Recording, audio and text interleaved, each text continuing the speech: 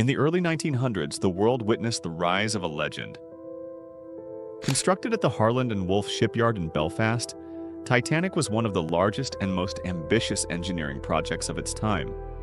Over 15,000 workers labored for years to bring this floating palace to life. The Titanic measured over 880 feet in length and could carry more than 2,200 passengers and crew.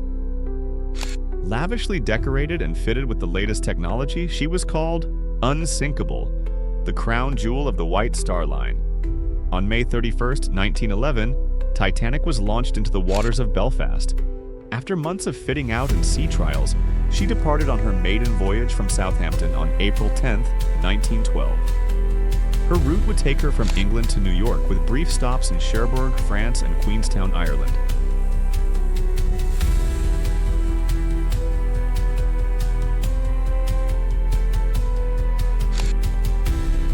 But what began as a triumph of human engineering would end in unspeakable tragedy. On the night of April 14, 1912, just 4 days into her journey, Titanic struck an iceberg in the icy waters of the North Atlantic. In less than 3 hours, the largest ship in the world sank beneath the waves. Over 1,500 people lost their lives, men, women, and children, making it one of the deadliest maritime disasters in peacetime history. The sinking of Titanic sent shockwaves across the globe, shattering the illusion of invincibility and forever changing maritime safety regulations.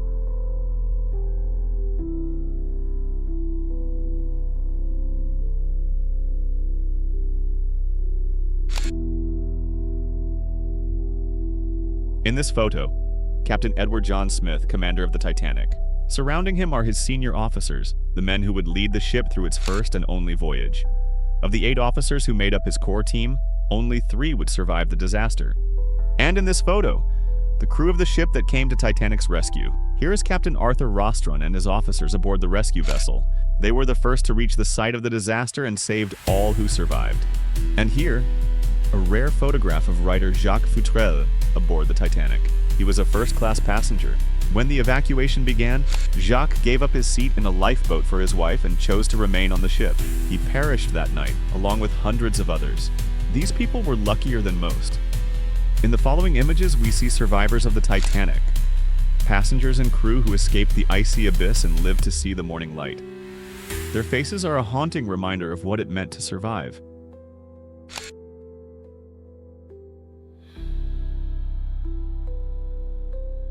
Friends, history lovers, if you enjoy videos like this one, leave a like and subscribe to the channel. And in the comments, let us know what topic you'd like to see next. Thanks for watching.